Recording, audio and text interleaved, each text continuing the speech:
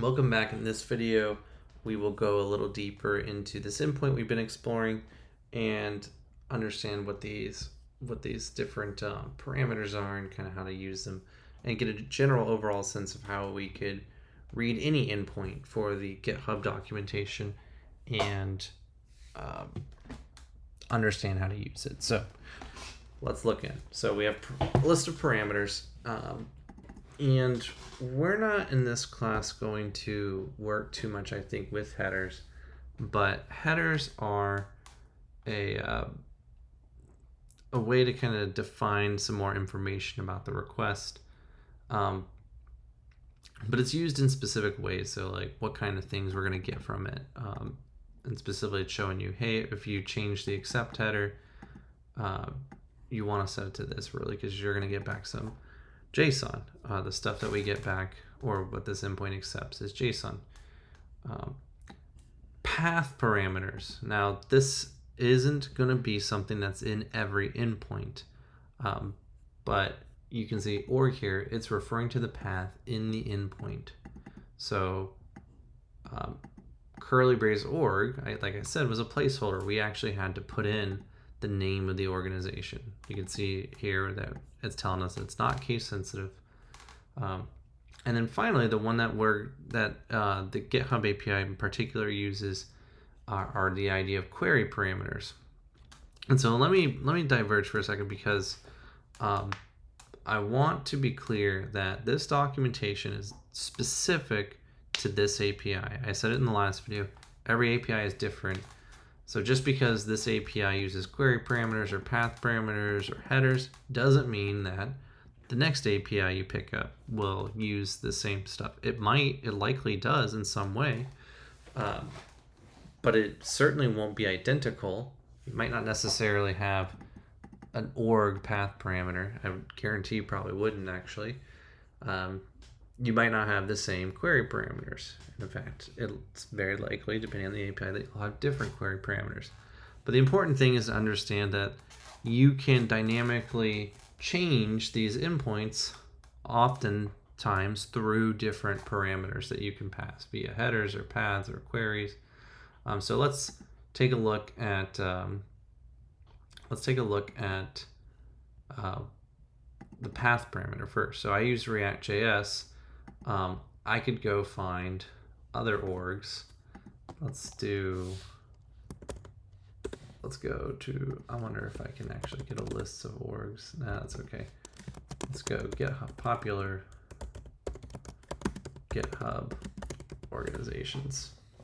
And we can see here, Microsoft, Google. So we could plug in Microsoft and go to orgs/Microsoft and get a list of URLs pertaining to the Microsoft organization. If we go to their list of repos, it's different. So we're using the same endpoint /git/curly brace org, but this is Microsoft's versus when we had React.js repos, and we get back different information. It might be obvious, but that I want to make it really clear that we're just changing a parameter and getting back different information. So next, let's look at the different query parameters. So it says that we have type, sort, direction, per page, and page. And so let's kind of dig into one and hopefully you can understand it, because this will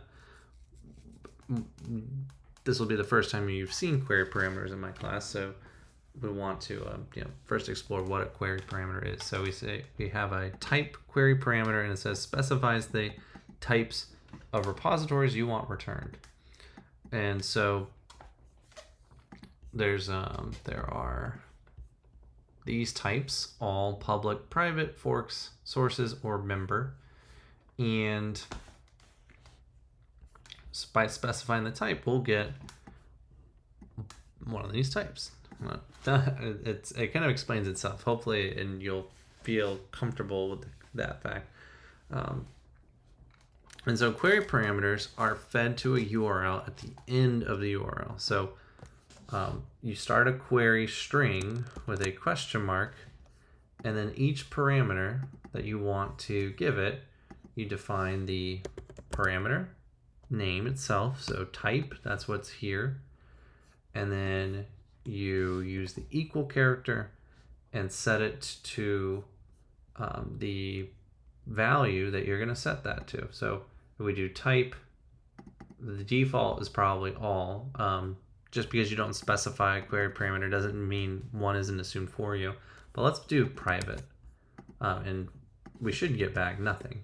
Yes, because I'm not authorized to access Microsoft's private API or private repositories because they're private. Likely only employees can access them.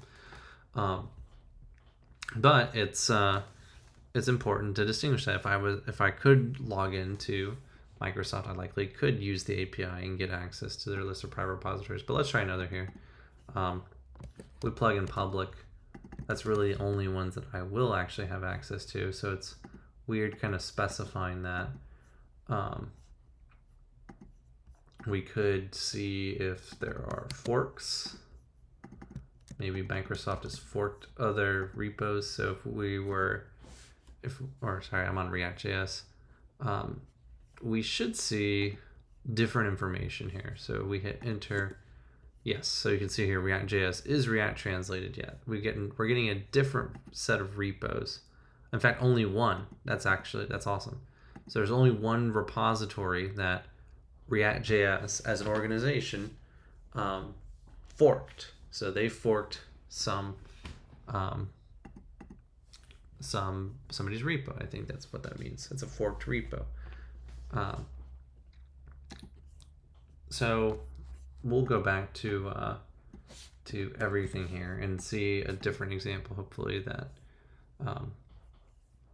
we can kind of see the different options. So there is the sort string. So the property is sort the results by, so by default, they're sorted by when they were made. So if we were to look at this and check that out just to verify,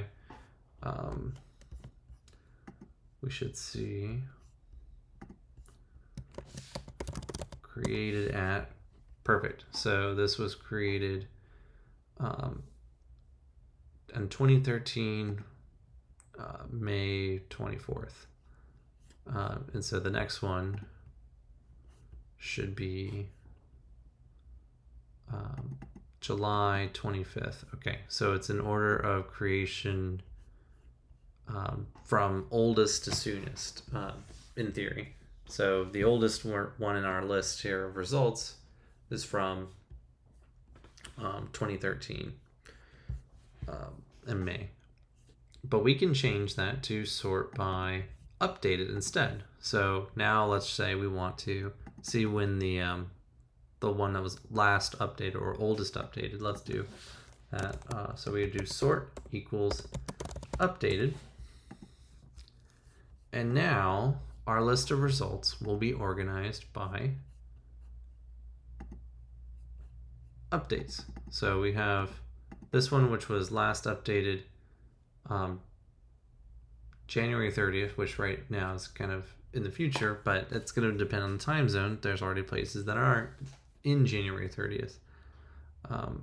And I imagine that's going to be pretty common. Updated at, yeah, this one was also January 30th. So we're going to get all the latest updates, updated repos. So I'm going to close like 10. Let's see if we get one that hasn't been updated. This one was updated on January 29th. So we're getting the soonest updated in order of soonest to latest updates, or oldest updates, soonest to oldest. So now I'm going to show this idea of chaining query parameters. So we've given one single query parameter. So question mark sort, we get the value of updated. If we want to add another, so we're sorting it by updated, but do we want it in ascending order or descending order? So it says the order to sort by default ascending when using full name, otherwise descending. So I'm not sure which way it'll go, but if we do, let's add that. So if we're going to add another query parameter to our query string, we use the ampersand, and we're going to do sort equals disk. And so now this result that we get back is updated August 16th, 2021. So in React, for React's organization, that's the repo, the oldest updated repo on this list of pages. So this one was updated a couple of years ago versus the ones that, almost a couple of years ago, versus the ones that we just saw that were updated today, like right now, maybe as we're speaking. So I know this video is getting a little long, but hopefully you're getting the idea of what a query string is, how to use query parameters in a query string to change the results that you get back. And so there's per page, page. The important one thing to note is that for a large organization like React or Microsoft, you're going to get back so many results that it can't fit it all in one. And if they try to give you back every single result, it might be thousands, and that's not feasible really to pipe over the internet in one go. That's why when you're on a list of products, you only see 15 to 20, 30, whatever, and then you're given pages of more products to go down. Or when you go to Google and you search for something, and you have to go, page 1, page 2, page 3, it's because it can't give you it all at once. It will only request what it needs. So it's going to give you 30 results by default, and if you want the next page of results, you can specify that as a query parameter. One last thing I'll note, I know we're over 12 minutes, one of my longest videos, is this idea of status code. Basically, this can give you different things that you can receive, different statuses you can receive back. And this one's saying that really you're going to get a 200 if you use this properly, and that will be your list of results. If there was something like unauthenticated or whatever, there might be different status codes, and it's not super important to know for right now. For right now, knowing that if it succeeds, it's a 200 is good. 200 okay means that we successfully got results. And even when I did like private, that was successfully getting results. I have access to no private repositories. So thank you for watching. In the next video, we'll talk about certain tools that can help us explore APIs, and then we'll go into Ajax JavaScript and utilizing APIs. So thank you for watching.